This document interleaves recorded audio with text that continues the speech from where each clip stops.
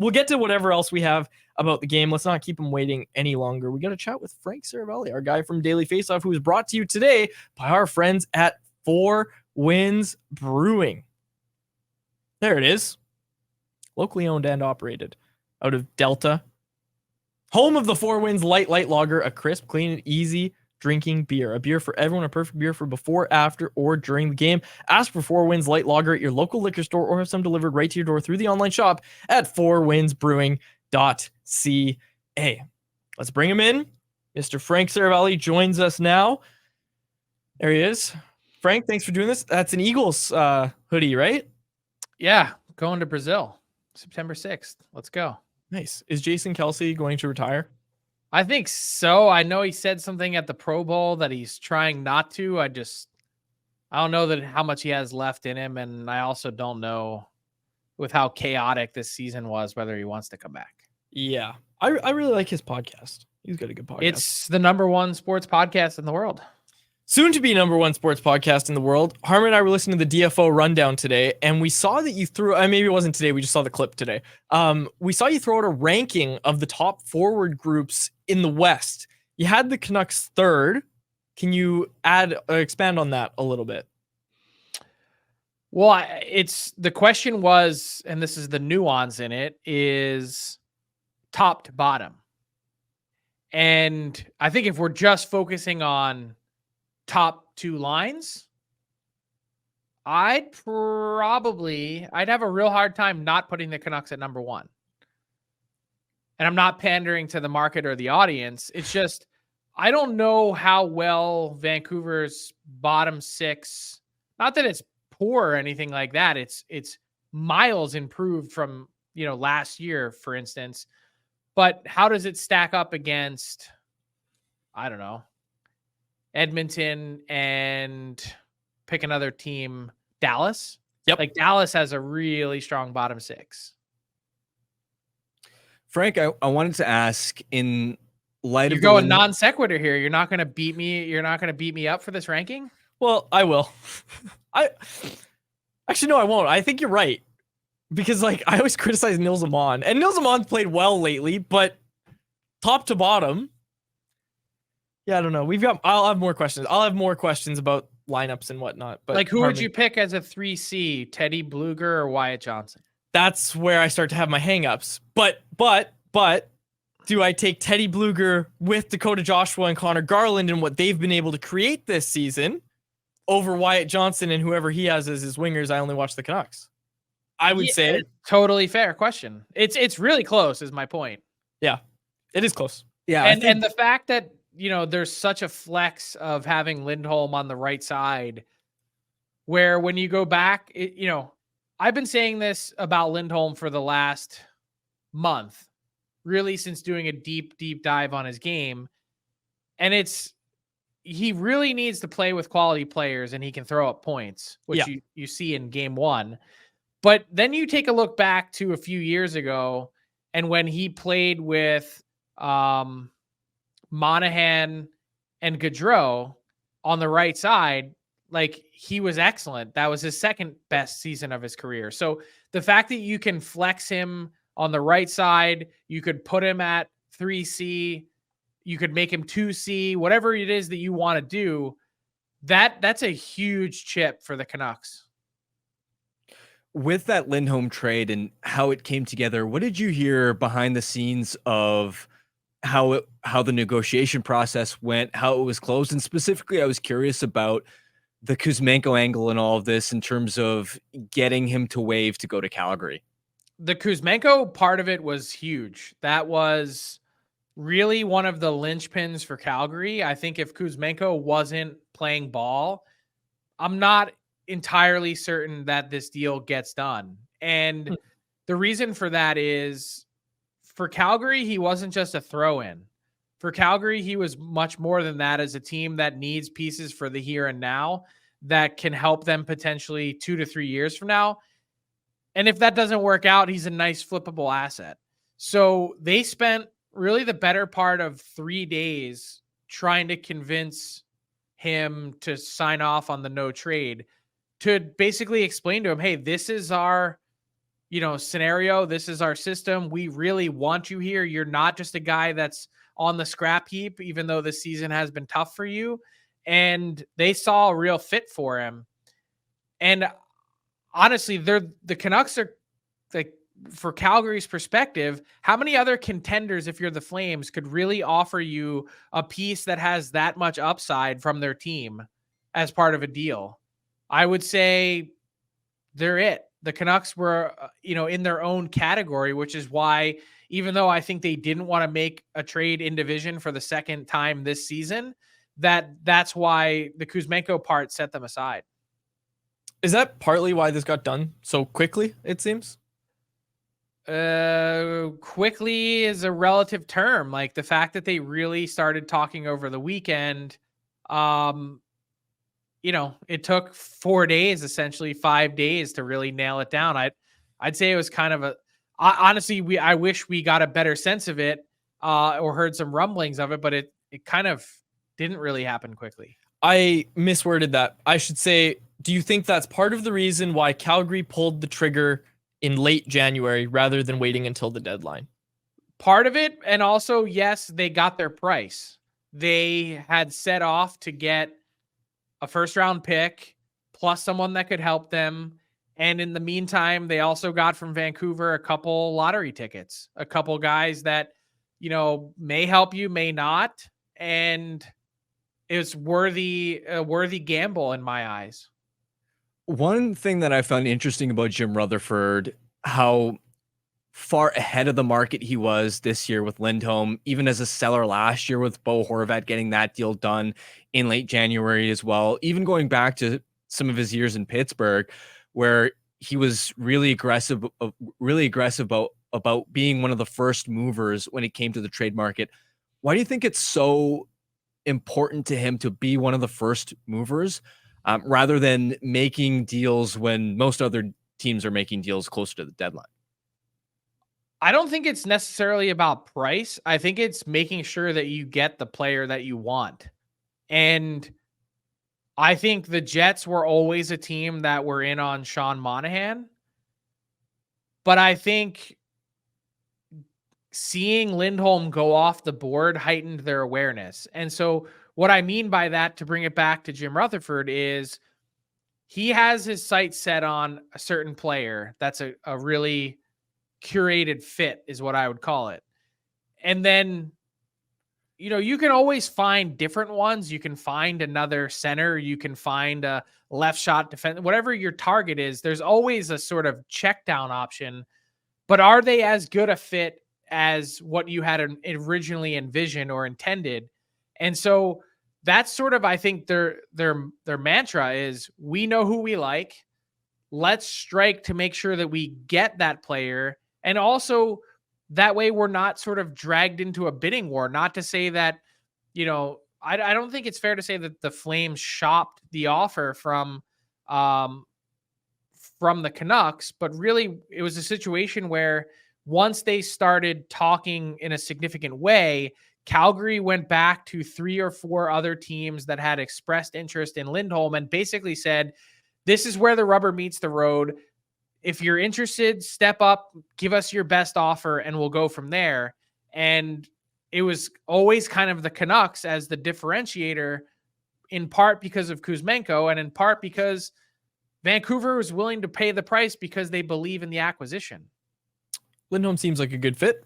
There was one game that we've seen now, and he certainly seemed like a good fit in that game. Frank, a couple months ago, I texted you. You and I was just talking. I said, who is going to be the biggest target at the trade deadline? I think I asked you if it was going to be Adam Henrique or something like that. And you said, no, it's going to be Elias Lindholm. With the context you've had since I texted you 2-3 months ago about it, do you still think that statement stands? Well, he was the number one guy on my trade targets board. And I would say that unless Jake Gensel is traded, Elias Lindholm will be the most impactful forward that's moved at this deadline. Do you think the Canucks are done? Like, with that context added? No, I think they're going to continue to look around. And, I think there's been some talk about maybe adding a forward that can help on the forecheck. I still personally think that they're one defenseman away from really solidifying things. And I heard your little spiel about Noah Juleson and how exciting that was that he was able to complete a pass more than 5 feet. But that sort of highlights to me their issue is like, can teams make it through to the cup final or have a chance to play for the cup with a wonky 6-7 defenseman? Yeah, I think they can. I saw the Flyers in 2010, the first year I covered the team, exclusively play 4 defensemen, and their third pair guys were literally getting 2 minutes and 7 seconds a game. It's possible. I just don't think that's the best course of action when you're likely at some point going to lose someone due to injury in the war of attrition. And you're going to have to call on players that, as we've mentioned a million times this year, one of the big reasons why the Canucks are so markedly improved is they're not relying on replacement level NHL defensemen anymore. They have bona fide guys in the lineup. And the more you can sort of buffer that and support that, the better off your team's overall chances are to win. You need depth. You need depth in the playoffs. Do you have a specific target for us? Either one you've heard or one that you think the Canucks should be going after? So haven't heard a specific target that the Canucks have their sights set on. I'm just scrolling through my trade targets board here. I think someone like an Alex Carrier would be pretty good. Kind of checks all the boxes. Not a guy that's going to excite you in any one facet of his game. Pretty steady. Not going to be a crazy over the top acquisition cost. That's one guy that I would look at. I would say probably at a price point not all that different than Sean Walker from the Flyers. And then you watch Nick Seeler, and I brought him up before as sort of the ideal third pair guy. But in talking to people again with the Flyers today, like they were like, did you watch last night's game? Like, we better re-sign this guy. So I think that's still their focus, but we'll see. Overall, now that the Canucks have added Lindholm, where do you think they stack up and perhaps rank compared to the best teams in the NHL when it comes to a chance of winning a Stanley Cup? I think they're within the circle of 5 to 6 authentic teams that are chasing the cup. And not to say that someone outside of that 5 or 6 can't catch fire, because we see it every year that someone goes on a run that no one saw coming. But I think with the consistency with which they have played to this point, and last night was a really good indicator of where this team's mindset is at. And you heard Rick Tocchet chirping, in the days leading up to the game, stay humble, got to stay on the ball here in terms of not reading what people are saying about you, not buying into that, and just sticking to the script. I thought, a game like Tuesday night was incredibly important for that. And then now the additions that they've made, like there are not very many holes on this team. And when you get to start to talking about nibbling around the edges on depth defensemen and depth forwards, that's when you know that you've not only come a long way, but you've properly positioned yourself to be in that conversation. And I think there's a huge testament to not just the Stars, but also the coaching staff and their structure, and a huge tip of the cap to the management group that, as I've pointed out a few times, this GM of the Year award should be Patrik Allvin's, running away. And that's not to take anything away from Jim Rutherford's role in it, but this team has been the most aggressive in the NHL by a wide margin. And to the victor go the spoils of that, because they've earned this spot that they're in. We were throwing it on our last show. If there was a worst GM of the Year award, I'm not gonna make you give out your Jarmo pick. Kekalainen. I don't even need to think. I'm glad you said that because that's who we started it off of. Like we got the bit off of Jarmo's moves in Columbus, and we were like, My Mike Rear is a close second, I think, because I still don't know what the Sharks are doing. okay, that's I don't know if that's fair to they're Mike Greer. tanking, though. They're tanking. No, they're not. Tell me where they've started their rebuild. Well, I mean the Erik Karlsson trade.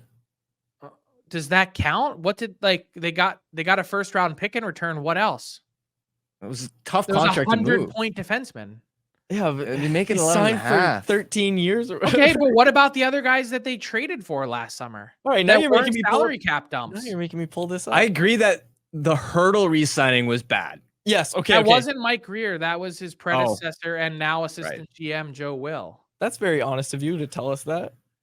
Well, because I'm an honest guy first, but second, like if we're gonna actually have a constructive debate, look at all the pieces that they have on their roster that are like they haven't begun to tear it down yet. You know And what? guess what? Yeah. The worst part is they've got 2 retained salary cap transactions that are locked up for at least the next 2 years, meaning if they wanted to trade Hurdle or Couture, and by the way, this team has played way better since Couture has returned. If they wanted to trade one of those guys, only one of them is getting out of there with retained salary. You know what? Frank thought of something here. They traded for Duclair from Florida. Okay. Duclair makes your team better. It's this conversation that we've been having in this market for years that you can't decide if you want to be bad or you can't decide if you want to be good. Are the Sharks accidentally bad? That's our nuke topic. No, they're not accidentally bad, but they're not like they still traded for Mackenzie Blackwood. And as such, I would say they're not a lock to get Macklin Celebrini or finish with the worst record as close as they can, right? Like Probably. And so they've got way more tearing down to do. Frank's cooking today. I here's the other thing I would add is that at least the Columbus Blue Jackets have legit prospects. The San Jose Sharks have none. That's a really good point. Maybe not none, but Shakir Mukhamadoulin, nice piece. There's a couple, but they're not high end. And, at least the Blue Jackets have Fantilli and Juracek and Matejchuk and go down the list, Sillinger. There's at least a couple franchise pieces there that you're like, okay, I can see where they're heading. You can at least kind of get it, even though this year's development path has been absolute shit. When it comes to the Sharks, I just tell me if you can tell me their plan, I'll give you a medal. No, you know what? I had to look at their trade history. Their plan, I'm sure they're gonna say, oh yeah, we're trying to rebuild, but we're also trying to keep an eye on the present and be a respectable team. What? Do you know what their average? Riddle me this, Batman. Do you know what their average finish is in the NHL over the last 5 seasons? 28th. 27th. I'm so close. I like That's this. 5 shit years. 5. That's half a decade. How are you still this bad? You know what? You know what's a funny exercise? A fun exercise? And this might piss off a few people. But like, how close could the Canucks have been to just being the San Jose Sharks if they didn't get Elias Pettersson and Quinn Hughes in those years? Like if Quinn Hughes doesn't fall to the Canucks. If Quinn Hughes doesn't fall to the Canucks, right? Because he shouldn't have. In a redraft, he goes like 3rd. If Quinn Hughes doesn't fall to the Canucks, and it was shocking he fell to them at that spot, right? In the 2018 draft, it was shocking that he fell that far. If Quinn Hughes doesn't land on the Canucks, where is this team? If they take Philip Zadina, who was the consensus pick at that spot. There's a butterfly effect there. You could have a field day, like in Greer's defense, I will say he was only hired in the offseason of 2022. That's a good point. Not much time to turn this puppy around. In that situation that he walked into with that with those contracts, with that pipeline, I mean, I'm not saying he's done a good job by any stretch of the imagination, but I think he was probably dealt one of the worst hands in the NHL. That's fair. That's valid.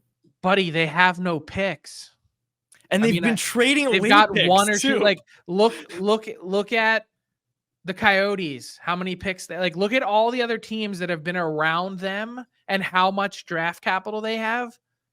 They barely have any compared to those teams. Look at the Montreal Canadiens. Look how many picks they have. But they don't even have any good players to sell.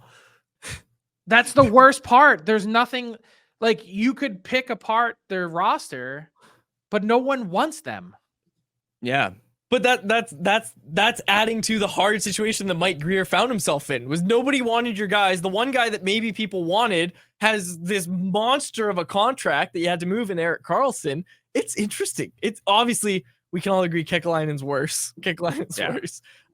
Because they are trying to be good and they're just bad. But well, they're bad, and he's had 11 years there, 11 calendar years. They've won one round. Wow. A lot of the players are pissed at the way this season has gone on, and especially now they're young guys are like, well, wait, like the playoffs aren't a possibility. Why am I still being healthy scratched and or sent to the minors when I'm better than these guys? That's a good point. Understandably so. But you're right. Last summer, the Blue Jackets traded for Provorov, signed Severson. The year before that, signed Johnny Gaudreau, signed Eric Goodbranson. Like, this is a team that's been trying to be good and hired Mike Babcock. Yeah, that's another one. Hired Mike Babcock. I could see Harm's. No, I agree. Central processing unit is a little delayed today. No, I fully agree. It's a disaster in Columbus there. Like Harm's just staring into the abyss, and you can see him like, he's like, you could see him like putting it all together. You're cooking today, Frank. You're cooking. All right, we'll have you back next week, and we'll maybe continue this little conversation. I'm sure a lot of people would rather we didn't, but I think we're gonna have to continue this. Why? It's fun. It is. It is absolutely fun. It's like beating up on the poor kid at the playground. You can't do that every week, but for once in a while, you can do it. Can you tell us about the Coyotes? Anything with the Coyotes? Like, what's going on there? Something's happening. This is why I laid out my story the way I did yesterday, is to try and put it all on the table that, sources indicate something's coming potentially as soon as this weekend about the future of the team. And no one that I've talked to this point can really pinpoint, they've got something concrete in terms of an arena development, which means that this team, the clock, it's down to its final seconds. Yeah. I think in terms of their time in the desert. Yeah. And we saw Marty Walsh's comments, obviously, over the All-Star break. And those were certainly some interesting comments from the NHLPA player director.